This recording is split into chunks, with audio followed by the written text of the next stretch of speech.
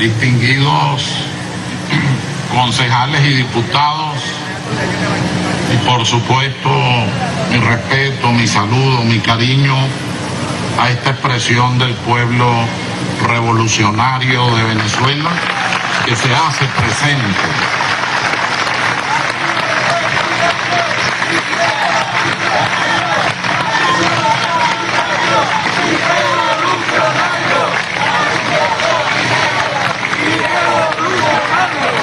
Gracias.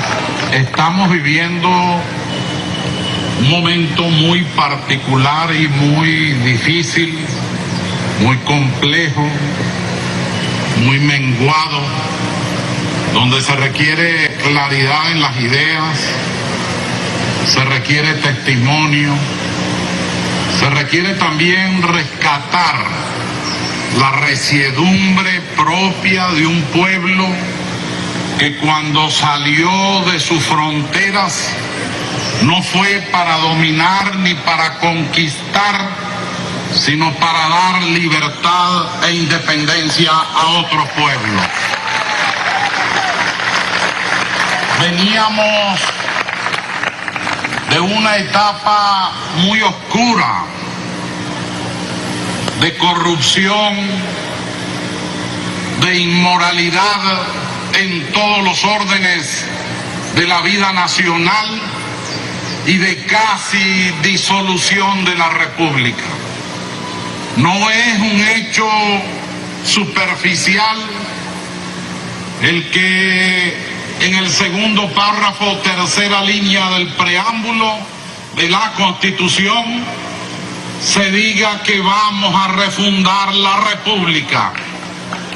Y ello porque cuando el proceso constituyente del pueblo tomó esas paredes de hoy la Asamblea Nacional, entonces el Congreso, fue para restaurar moralmente la República, pero fue también para la dignidad nacional y para que no olvidáramos que esta estatua ecuestre, donde está la expresión imaginaria de Simón Bolívar, es también la expresión del pueblo de la América Latina entera.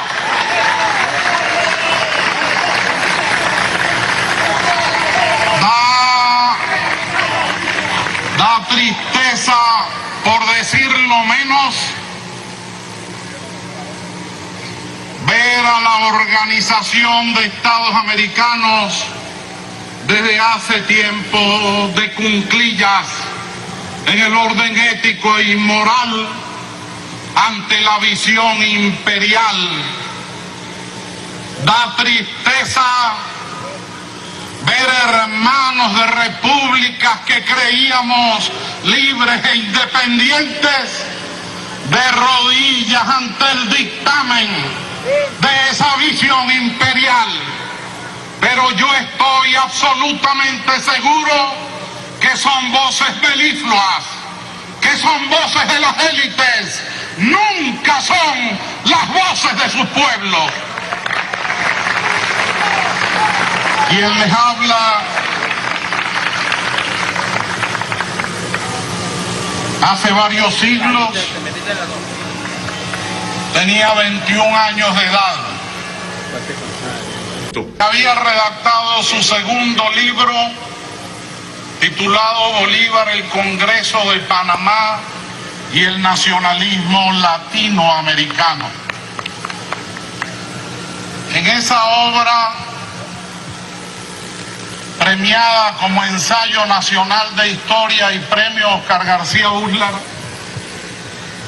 hay un prólogo del doctor Luis Villalba Villalba, hoy fallecido, académico de la historia, entonces presidente de la Sociedad Bolivariana de Venezuela y uno de los grandes repúblicos.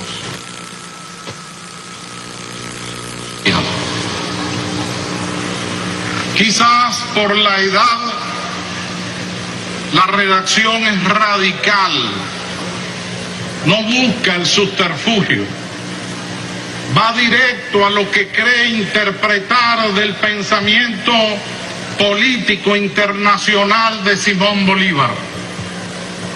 Y esa obra la he recordado estos días porque allí, a esa edad, hizo una afirmación en la que creo invariablemente en el tercer capítulo de ese libro. Venezuela ni los países latinoamericanos tienen nada que ver con la Organización de Estados Americanos, y con Bolívar tienen que ir a un nuevo Congreso de Panamá con el objeto de crear la unidad de nuestros pueblos y lo que él llamó, Bolívar, el equilibrio del universo. Esas frases, les confieso íntimamente, han palpitado en mi corazón después de tanto tiempo. Y de verdad debo decirles que si hoy tendría que escribir nuevamente un ensayo sobre el tema, escribiría exactamente lo mismo. Nosotros no tenemos nada que hacer en la Organización de Estados Americanos. Esa es una oficina, y lo fue siempre, de la visión imperial. Si no, recordemos a Cuba intervenida, a Santo Domingo intervenido, a Centroamérica intervenida, más recientemente el conflicto del Atlántico Sur, donde la potencia se une a otra para martirizar a ese pueblo que viene reivindicando sus propias fronteras. No tenemos nada que hacer en la Organización de Estados Americanos.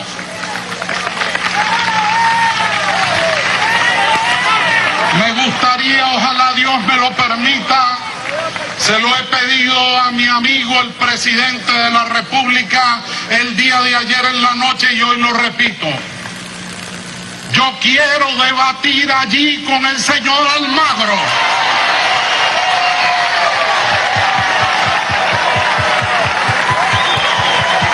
Yo quiero que en ese escenario el que dice ser jurista y especialista en derecho internacional me explique cómo traiciona o cómo vende o cómo es un tarifado, que es lo que yo creo de la visión imperial.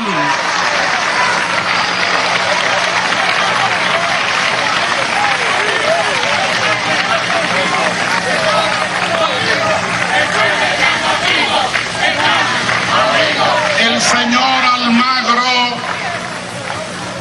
peor que los militantes de la derecha fascista en Venezuela, violenta el orden jurídico internacional. Lo primero que olvida es el artículo 3 de la Carta de Bogotá, que es, como decir, la Constitución de la Organización de Estados Americanos. ¿Y qué dice el artículo 3? Que cada pueblo, que cada nación, que cada Estado tiene derecho a la autodeterminación, a la no intervención y a que no se produzcan actos de injerencia en su orden interno. Pero además, el artículo siguiente agrega: de ninguna manera hay estados desiguales en la OEA. Hay el principio de la igualdad y de la reciprocidad. Por lo tanto, no es que usted interviene aquí y no interviene allá, pero le preocupa aquí y no le preocupa allá. Es que usted tiene una responsabilidad de acuerdo a la Carta de Bogotá, y en mala hora del continente es el secretario secretario general de la moribunda Organización de Estados Americanos.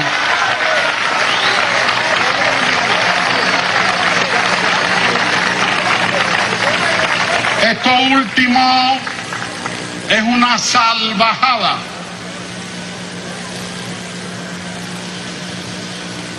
Se convoca sustituyendo al presidente y vicepresidente del Consejo Permanente, Bolivia, Haití.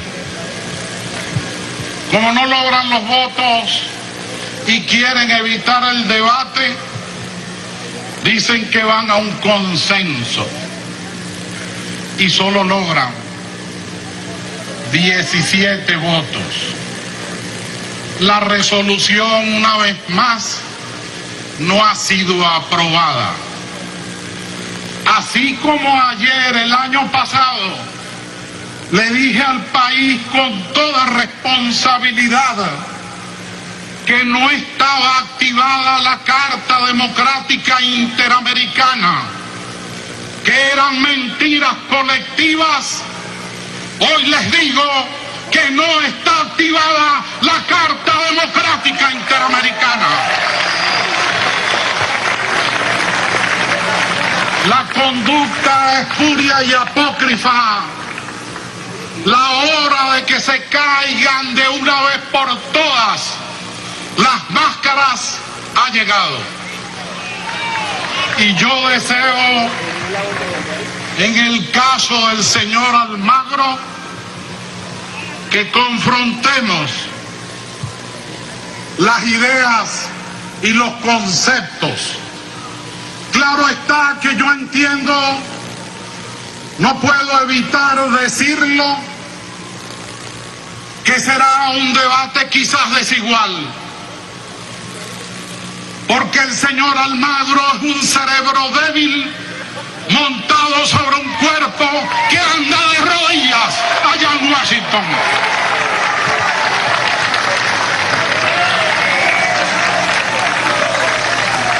¿Y quién les habla?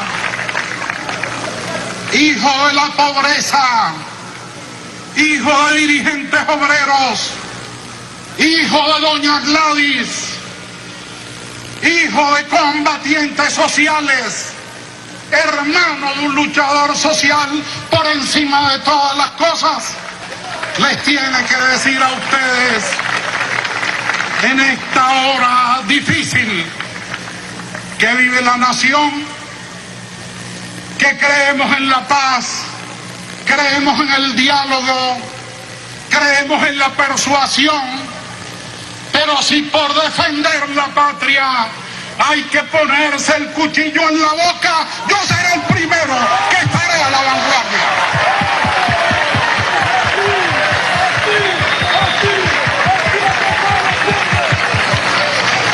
La diferencia está en que no tenemos miedo, en que no tenemos compromisos, en que no estamos tarifados, en que somos diáfanos, claros e inequívocos. Pero hay otra diferencia más importante que esa. Somos hijos de Bolívar, de Miranda, de Sucre, de Pedro Gual y del comandante Chávez. En el servicio a la patria y en la construcción de la República. En el amor a los débiles y en el servicio a los bienaventurados del Evangelio. Con el respeto a la Iglesia Católica, no me refiero a la estructura, sino a la fe. Yo soy católico. Hay que agregarle al Evangelio no solo el sermón de los bienaventurados de Cristo, sino también el de los malaventurados. Y los malaventurados que están en nuestra patria escarnecida y dolida son los que ahorita se encuentran en las paredes de la Asamblea nacional, apuñaleando la Constitución que el pueblo de Venezuela se dio por primera vez en elecciones libres.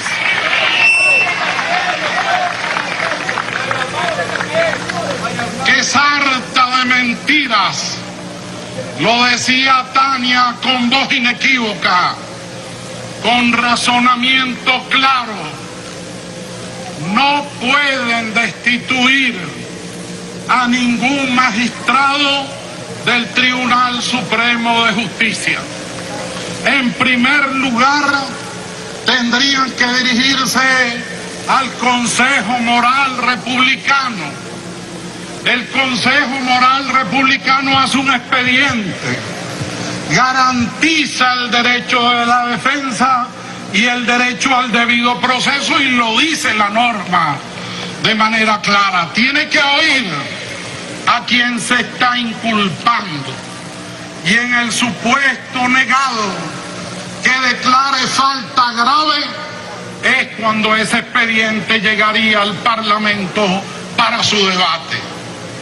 Pero les quiero decir, y ojalá me escuchen, el Tribunal Supremo de Justicia no requiere intervención de nadie para destituir a los parlamentarios que traicionan a la patria.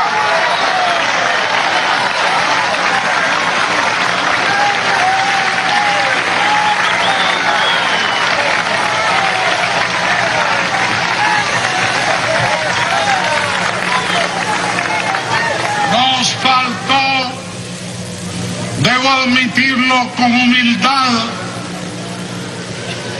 nos faltó en las 350 normas, disposición derogatoria, 18 transitorias y disposición final de la Constitución, la norma sobre los delitos constitucionales. En una conducta inocente de quienes fuimos ese proceso constituyente, en una conducta, si ustedes quieren, ingenua, en una conducta de hacer el bien, redactamos una Constitución que se defendía institucionalmente y se defiende institucionalmente, pero no colocamos los delitos constitucionales como lo tiene la Constitución del Brasil, la Constitución de Argentina, casi todas las constituciones centroamericanas y 2 de las enmiendas de la Constitución norteamericana. Lo tiene la Ley Fundamental de Bonn y luego la Constitución de la Reunificación Alemana. Lo tiene la Constitución suiza y la de Suecia. Lo tiene la Constitución de Finlandia. Lo tiene la Constitución española, lo tiene la Constitución italiana y la Constitución francesa de la Quinta República del general de Gaulle. Quizás fue un error, pero ahí está el Código Penal que habla con claridad. Cuando define la traición a la patria y habla de las sanciones, entonces dice aquellos que piden intervención extranjera en los asuntos internos de Venezuela. Traición a la patria.